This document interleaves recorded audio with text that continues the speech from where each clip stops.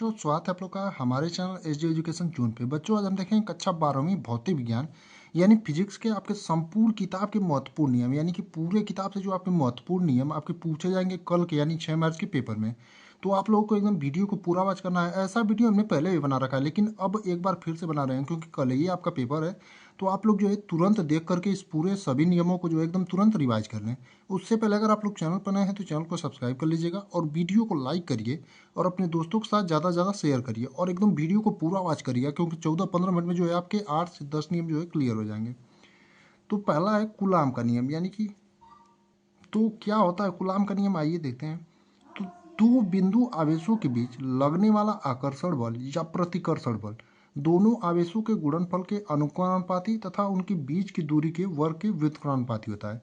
यानी कि प्यारे बच्चों, आपका दो आवेश जो होते हैं उनके बीच, यानी मान लीजिए आपका एक Q1 और Q2 आवेश है, इनके बीच जो है लगने वाला आकर्षण बल या प्रतिकर्षण बल जो होता है यफ, बल दोनों आवेशों के गुणनफल के अनुक्रमानुपाती होता है तथा उनके बीच की दूरी के वर्ग के व्युत्क्रमानुपाती होता है। तो यही होता है आपका कूलाम का नियम। तो आइए देखते हैं इसको कैसे आपका निकलता है और कैसे इसको सिद्ध करेंगे। तो आपका Q1 Q2 मान लीजिए दो आवेश है और उनके बीच की दूरी आपकी R है। तो आपका नियम के अनुसार जो है कूलाम के नियम के अनुसार जो बल आपका है वो दोनों आवेशों के गुणनफल के अनुक्रमानुपाती है, यानी f is directly proportional to Q1 Q2। समीकरण नंबर 1 हो जाएगा। और कूलाम के नियम के अनुसार जो बल है आपका उसकी दूरी के वर्ग के व्युत्क्रमानुपाती है, यानी f is directly proportional to 1/r²। और ये हो जाएगा आपका समीकरण नंबर 2। और जब दोनों समीकरण को मिला देंगे तो f is directly proportional to Q1 Q2/r² हो जाएगा। और एफ बराबर, जब हम बराबर का चिन्ह लगाएंगे तो आपका एक नियतांक यानी 1/4πε0 लगा देंगे इंटू Q1 Q2/r²। तो यही होता है आपका कूलाम का नियम और बहुत ही महत्वपूर्ण नियम है प्यारे बच्चों। आपका ये भी जो है बार बार बोर्ड एग्जाम में पूछा जाता है। अब अगला देखेंगे यानी दूसरा वाला नियम, तो ओम का नियम। और ये भी जो है प्यारे बच्चों आपका बहुत ही महत्वपूर्ण नियम है और इस पर जो है आपका न्यूमेरिकल भी पूछा जाता है और कूलाम के नियम पर भी आपका न्यूमेरिकल पूछा जाता है। तो यहाँ से आपके नियम तो तैयार ही हो रही है, साथ साथ इन पे जो न्यूमेरिकल पूछा जाएगा वो भी आप जो है नियम को तैयार रखेंगे तो सॉल्व कर लेंगे। तो अगला है ओम का नियम। और इस नियम के अनुसार यदि किसी चालक की भौतिक अवस्थाएं जैसे ताप आदि नियत रखी जाए तो उस चालक के सिरों के बीच उत्पन्न विभवांतर चालक में प्रवाहित धारा के समानुपाती होता है।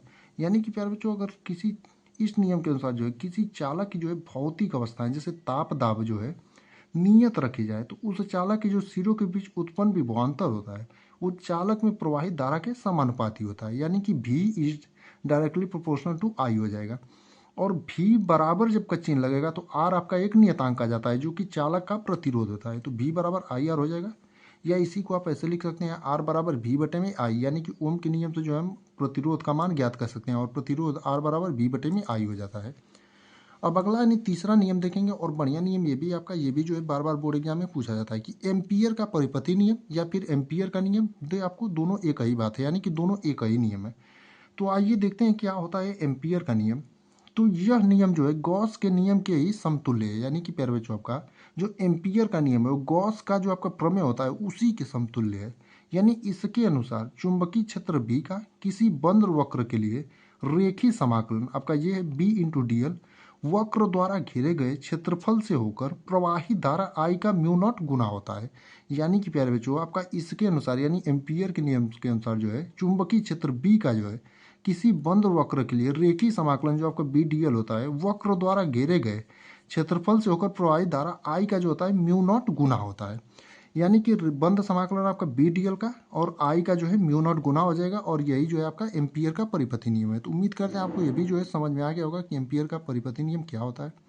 जहाँ μ0 जो है आपका क्या होता है, निर्वात की चुंबकशीलता होती है, यानी कि जहाँ μ0 जो है आपकी यहाँ पर क्या है, निर्वात की चुंबकशीलता है। अगला यानी चौथा जो आपका नियम है लेंज का नियम। और ये भी जो है प्यारे बच्चों आपको बार बार ये भी जो है बोर्ड एग्जाम में पूछा जाता है। तो आप लोग जो है 13 से 14 मिनट वीडियो को वॉच करके अपने 8 से 9 नियम जो इंपॉर्टेंट है सबको एक बार में ही रिवाइज कर लेंगे। तो लेंज का नियम क्या होता है, इस नियम के अनुसार किसी परिपथ में प्रेरित विद्युत धारा, यानी कि इस नियम के अनुसार जो है किसी परिपथ में जो प्रेरित विद्युत धारा होती है अथवा प्रेरित विद्युत वाहक बल की दिशा सदैव ऐसी होती है कि वह इस कारण का विरोध करती है जिससे वह स्वयं उत्पन्न होती है। यानी कि प्यारे बच्चों इस नियम के अनुसार जो होता है किसी परिपथ में जो प्रेरित विद्युत धारा होती है और अथवा प्रेरित विद्युत वाहक बल और उसकी दिशा सदैव ऐसी होती है कि वह उसी कारण का विरोध करती है जिससे कि वह स्वयं उत्पन्न होती है। तो यही होता है आपका लेंज का नियम। तो उम्मीद करते हैं आपको लेंज का नियम भी एकदम बढ़िया से समझ में आ गया होगा। अब अगला है आपका स्नेल का नियम, यानी कि आपका स्नेल का नियम क्या होता है, आपका प्रकाश के अपवर्तन में जो स्नेल का नियम होता है ये भी आपका इंपॉर्टेंट ही है। तो देखेंगे आपका क्या होता है स्नेल का नियम। तो किन्हीं दो माध्यमों के लिए तथा एक निश्चित रंग यानी तरंग दैर्ध्य के प्रकाश के लिए आपतन कोण तथा अपवर्तन कोण की जया एक निश्चित अनुपात में होते हैं, यह एक नियतांक है। यानी कि प्यारे बच्चों आपका किन्हीं दो माध्यम के लिए, यानी कोई दो माध्यम है उसके लिए आपका एक निश्चित रंग यानी कोई निश्चित रंग तरंग दैर्ध्य के प्रकाश के लिए आपका जो आपतन कोण होता है तथा अपवर्तन कोण की जया होती है एक निश्चित अनुपात में होते हैं, और यह जो होता है आपका क्या होता है, एक नियतांक होता है। यदि आपतन कोण आपका आई है तथा अपवर्तन कोण आर है तब साइन आई बटे में साइन आर बराबर आपका नियतांक हो जाएगा। यानी कि अगर आपका आपतन कोण आई मान लें तथा अपवर्तन कोण आर मान लें तो साइन आई बटे में साइन आर आपका नियतांक हो जाएगा। तो यही आपका बोला था कि आपतन कोण तथा अपवर्तन कोण की जया यानी कि साइन आपका जो है एक निश्चित अनुपात में होते हैं और यह एक नियतांक है। तो आप लोगों का साइन आई बराबर साइन आई बटे में साइन आर बराबर नियतांक। तो उम्मीद करते हैं आपको ये भी नियम जो एकदम बढ़िया समझ में आ गया होगा। तो 5 नियम हमने आपको बता दिए और पांचों इंपॉर्टेंट है। अगला है आपका फैराडे की वैद्युत चुंबकीय प्रेरण संबंधी नियम, यानी कि फैराडे का जो वैद्युत चुंबकीय प्रेरण संबंधी नियम है प्यारे बच्चों। और ये भी जो आप देख सकते हैं कितना प्रीवियस ईयर में पूछा गया, हमने एक का लिख भी दिया है क्योंकि आपको समझ में आ जाए कितनी साल जो है प्रीवियस ईयर में पूछा गया है। तो आइए देखते हैं क्या होता है फैराडे का विद्युत चुंबकीय प्रेरण संबंधी नियम। तो जैसे आपका इसके दो नियम है, तो प्रथम नियम को देखेंगे। जैसे फैराडे ने विद्युत चुंबकीय प्रेरण के निम्नलिखित दो नियम दिए हैं, जिसको पहले नियम को आपका प्रथम नियम ही कहते हैं। तो क्या होता है आपका प्रथम नियम, आइए देखते हैं। जब किसी परिपथ से बद्ध चुंबकीय फ्लक्स में परिवर्तन होता है तो उसमें एक विद्युत वाहक बल उत्पन्न हो जाता है। यदि परिपथ बंद है तो उसमें प्रेरित धारा बहने लगती है। यह धारा केवल तभी तक बहती है जब तक कि चुंबकीय फ्लक्स में परिवर्तन होता रहता है। यानी कि प्यारे बच्चों का जो प्रथम नियम होता है, जब किसी परिपथ से जो आपका बद्ध चुंबकीय फ्लक्स होता है और इसमें जब परिवर्तन होता है तो उसमें एक विद्युत वाहक बल उत्पन्न होता है। यानी कि चुंबकीय फ्लक्स में जब परिवर्तन होता है आपका परिपथ में तो उसमें एक विद्युत वाहक बल उत्पन्न होता है। यदि परिपथ बंद है तो, यानी कि अगर परिपथ बंद है तो उसमें जो है प्रेरित धारा आपकी बहने लगती है, और यह जो धारा होती है केवल तभी तक बहती है जब तक कि चुंबकीय फ्लक्स में परिवर्तन होता रहता है। तो यही है आपका फैराडे का प्रथम नियम। अब देखें तो दूसरे नियम को, और दूसरे नियम को जो है फैराडे के द्वितीय नियम के यही नाम से जाना जाता है कि इसका कोई अन्य नाम नहीं होता है। तो आपका देखेंगे द्वितीय नियम क्या है। प्रेरित विद्युत वाहक बल चुंबकीय फ्लक्स के परिवर्तन की ऋणात्मक दर के बराबर होता है। यानी कि द्वितीय नियम के अनुसार प्यारे बच्चों का प्रेरित जो विद्युत वाहक बल होता है वो चुंबकीय फ्लक्स के परिवर्तन की ऋणात्मक दर के बराबर होता है। यानी कि प्रेरित विद्युत वाहक बल चुंबकीय फ्लक्स के परिवर्तन के ऋणात्मक दर के बराबर होता है, और यही जो है फैराडे का आपका द्वितीय नियम है। तो उम्मीद करते हैं आपको फैराडे के भी प्रथम और द्वितीय नियम भी एकदम आराम से और बढ़िया समझ में आ गए होंगे। और अगला है आपका बायोसेवर्ट का नियम। और प्यारे बच्चों ये भी जो नियम है आपका बहुत ही इंपॉर्टेंट है, तो इसको एकदम पूरा बताएंगे। आपका 5 नंबर में ये नियम जो है पूछा जाता है। तो देखेंगे आपका बायोसेवर्ट का नियम होता क्या है। तो इस नियम के द्वारा किसी धारावाही चालक में प्रवाहित धारा के कारण उत्पन्न चुंबकीय क्षेत्र की तीव्रता का परिणाम ज्ञात किया जाता है। यानी कि प्यारे बच्चों का जो बायोसेवर्ट का नियम होता है, इस नियम के जो द्वारा आपका किसी धारावाही चालक में प्रवाहित धारा के कारण उत्पन्न चुंबकीय क्षेत्र की तीव्रता का जो है परिणाम ज्ञात किया जाता है। माना किसी चालक में प्रवाहित धारा आई है, मान लीजिए आपका ये कोई चालक है और इसमें जो आपकी प्रवाहित धारा है वो क्या है, आई है, और चालक से आर दूरी पर बिंदु पी स्थित है। यानी चालक जो है आपका इससे आर दूरी पर आपका कोई बिंदु यहाँ पर पी स्थित है, जिस पर हमें चुंबकीय क्षेत्र की तीव्रता का परिणाम ज्ञात करना है। यानी कि इस बिंदु पी पर ही हमें क्या ज्ञात करना है, चुंबकीय क्षेत्र की तीव्रता का परिमाण ज्ञात करना है। तो आगे देखेंगे आप कैसे करेंगे। तो लिखेंगे आप चालक के अल्पखंड डीएल के कारण, यानी कि चालक का जो आपका अल्पखंड ये डीएल है, उसके कारण माना उस बिंदु पर चुंबकीय क्षेत्र का परिमाण बी है, डी बी है, माफ करिए। तो यानी डीएल के कारण जो है आपका बिंदु पी पर जो है चुंबकीय क्षेत्र का आपका परिमाण कितना है, तो डी बी है, यानी वेक्टर डी बी है। तो अब देखेंगे D B is directly proportional to I, यानी डी बी जो है समानुपाती है किसके, आई के, और इसको समीकरण नंबर 1 मान लेंगे। और डी बी जो है समानुपाती है किसके, साइन थीटा के, और इसको मान लेंगे आपका समीकरण नंबर 2। और डी बी जो है समानुपाती आपका किसके, डी एल के, तो इसको मान लेंगे आपका समीकरण नंबर 3। और डी बी जो है आपका व्युत्क्रमानुपाती है 1/r² के, यानी दूरी के वर्ग के, तो आपका इसको समीकरण नंबर 4 मान लेंगे। अब समीकरण 1, 2, 3 और 4 को जो है मिलाएंगे, यानी जो एक में कर देंगे तो dB जो हो जाएगा समानुपाती हो जाएगा IDL साइन थीटा बटे में आर स्क्वायर। अब आगे देखेंगे जब बराबर का साइन लगाएंगे तो आपका जो है एक प्रकार से आपका डेरिवेशन ही है, तो dB बराबर आपका हो जाएगा तो एक नियतांक आ जाएगा म्यू बटे में 4 पाई, और ये हो जाएगा आपका ideal sine theta r square, यानी बस नियतांक जुड़ जाएगा, बाकी उसी तरह आपका रहेगा सब। ये आप देख सकते हैं कितना इजीली स्टेप बाय स्टेप बस आपको रखते जाना है। अब dB का बंद समाकलन करेंगे और इसका जो है आपका म्यू नॉट बटे में 4 पाई आइडियल साइन थीटा बटे में आर स्क्वायर का, तो यही हो जाएगा आपका जो है बायो सेवर्ट के नियम से जो मेन सूत्र प्राप्त होता है आपका यही होता है। अब देखेंगे जहाँ म्यू नॉट एक नियतांक है, यानी कि म्यू नॉट जो प्यारे बच्चे आपका यहाँ पर है एक नियतांक है जिसे निर्वात की चुंबकशीलता कहते हैं, और म्यू नॉट को जो है निर्वात की चुंबकशीलता कहते हैं, और इसका आंकिक जो मान होता है आपका 4×10⁻⁷ होता है। म्यू नॉट का मात्रक जो होता है न्यूटन प्रति एम्पियर स्क्वायर होता है, या फिर वेबर प्रति एम्पियर मीटर होता है, और इसकी जो बीमा हो जाएगी आपका यम यल T⁻⁻2 और A⁻⁻2 होती है। तो यही जो हो जाएगा आपका बायो सेवर्ट का नियम हो जाएगा, और कुछ मान थे इसमें एक आध नंबर के पूछ लेते हैं, जैसे म्यू नॉट की बीमा पूछ लेता है, या फिर म्यू नॉट का मात्रक पूछ लेता है, और पूछ लेता है म्यू नॉट है क्या, तो निर्वात की चुंबकशीलता है। तो आपको सब कुछ इसमें बता दिए, छोटी से छोटी चीज़। तो उम्मीद करते हैं आपको बायो सेवर्ट का नियम भी एकदम बढ़िया समझ में आया होगा।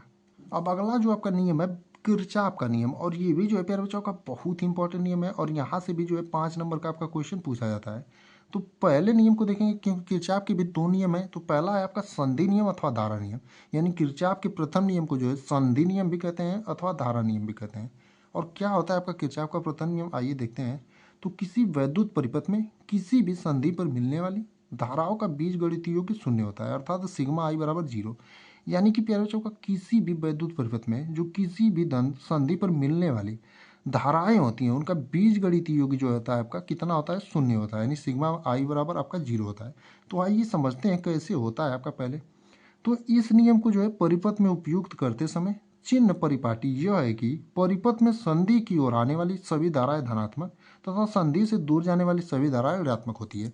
यानी कि जब इस नियम का हम परिपथ में उपयोग करते हैं प्यारे बच्चों, तो चिन्ह परिपाटी जो आपका होता है, जैसे संधि की तरफ जो आ रही है धारा, मान लीजिए आपका संधि O है, इसकी तरफ जो धारा आपकी I1 और I2 आ रही है तो इसको धनात्मक लेंगे, और I3 I4 और I5 धारा जो है आपकी संधि से दूर जा रही हैं तो इनको क्या लेंगे, ऋणात्मक लेंगे। तो यही नियम होता है, इसलिए इनका बीजगणितीय योग जब होता है तो आपका शून्य होता है, जैसे देखेंगे आप नीचे। अर्थात I1 plus I2 minus I3 minus I4 minus I5 बराबर 0। आपका धन का चिन्ह सभी में लगेगा, जोड़ेंगे सभी को, लेकिन ये तीनों धाराएं आपकी क्या थी, संधि से दूर जा रही थी तो ऋणात्मक थी, तो इसीलिए प्लस के चिन्ह को यह क्या कर दे रही है, ऋणात्मक कर दे रही है। तो इसीलिए आपका जो बीजगणितीय योग होता है वो शून्य होता है, यानी कि जितनी धारा अंदर आ रही है उतनी धारा आपका बाहर जा रही है, यानी कि यहाँ पर ना धारा का लाभ हो रहा है और ना ही धारा का हानि हो रहा है। यानी कि किरचॉफ का जो प्रथम नियम है वो आवेश संरक्षण को व्यक्त करता है, और एक नंबर का आपका यहाँ से पूछा जाता है कि किरचॉफ का प्रथम नियम जो है किसको व्यक्त करता है, तो आवेश संरक्षण को, यानी कि इस पर ना ही धारा का लाभ होता है और ना ही धारा का हानि होता है। अब देखेंगे किरचॉफ का द्वितीय नियम, जिसे लूप नियम अथवा वोल्टता नियम के भी नाम से जानते हैं, और ये भी जो है आपका बढ़िया नियम है। तो क्या होता है लूप नियम अथवा वोल्टा नियम, तो आइए देखते हैं। किसी परिपथ में प्रत्येक बंद पास के विभिन्न भागों में बहने वाली धाराओं तथा संगत प्रतिरोधों के गुणनफलों का बीजगणितीय योग उस पास पे लगने वाले वैद्युत वाहक बलों के बीजगणितीय योग के बराबर होता है, अर्थात सिग्मा आई आर बराबर सिग्मा ई होता है। यानी कि प्यारे बच्चों का जैसे प्रत्येक बंद पास है, तो इस प्रत्येक बंद पास के लिए किसी परिपथ में विभिन्न भागों में बहने वाली धाराएं जैसे I1 है, I2 है वाली धाराओं तथा संगत प्रतिरोधों, जैसे I1 के साथ R1 है तो I1 R1 का संगत प्रतिरोधों के गुणनफलों का बीजगणितीय योग, यानी कि I1 R1 plus I2 R2 बराबर आपका क्या हो जाएगा, सिग्मा ई हो जाएगा। यानी कि उस पास में लगने वाले वैद्युत वाहक बलों के बीजगणितीय योग के बराबर होता है, यानी सिग्मा आई आर बराबर सिग्मा ई हो जाएगा। अब देखेंगे होगा कैसे, जैसे किरचॉफ के लूप नियम से बंद पास 1 के लिए निकालेंगे, बंद पास 1 के लिए निकालेंगे तो आपका I1 R1 यानी I1 का संगत प्रतिरोध R1 है तो दोनों का गुणनफल, प्लस में आपका जब धारा देख रहे हैं इधर के जा रही है तो आपका माइनस हो जाएगा, माइनस में तो आपका I2 R2 बराबर E1 माइनस E2 हो जाएगा। अब इसी प्रकार बंद पास 2 के लिए जो होगा I2 R2 प्लस ब्रैकेट में I1 प्लस I2, क्योंकि यहाँ पर धारा जो है I1 प्लस I2 दोनों है और संगत प्रतिरोध R3 है, R3 बराबर E2 हो जाएगा। अब देखेंगे इस नियम का उपयोग करते समय हम धारा की दिशा में चलते हैं तो धारा तथा संगत प्रतिरोध के गुणनफल को धनात्मक लेते हैं। यानी कि जब इस नियम का उपयोग करते हैं तो जब धारा की दिशा में हम चलते हैं, जैसे ऐसे चल रहे हैं तो आपका जो है धारा तथा संगत प्रतिरोध का जो गुणनफल होगा धनात्मक लेते हैं। और जब धारा की विपरीत दिशा में चलते हैं, जैसे अब इधर जाएंगे तो आपका जो है विपरीत दिशा में हो जाएगा, तो आपका ऋणात्मक लेते हैं, इसीलिए यहाँ पर जो है ऋणात्मक लिया गया था। और किरचॉफ का जो द्वितीय नियम है ऊर्जा संरक्षण को व्यक्त करता है, यानी कि प्यारे बच्चों अब आपसे एक नंबर में पूछ लेता है किरचॉफ का द्वितीय नियम जो है किसको व्यक्त करता है, तो आपका ऊर्जा संरक्षण को व्यक्त करता है। तो उम्मीद करते हैं आपको सभी नियम जो एकदम बढ़िया समझ में आ गए होंगे और आप लोग जो है जल्दी से रिवाइज कर लेंगे, ताकि कल जो आपका पेपर होगा तो आपको नियम पूछे तो आपको 1% की भी दिक्कत ना हो।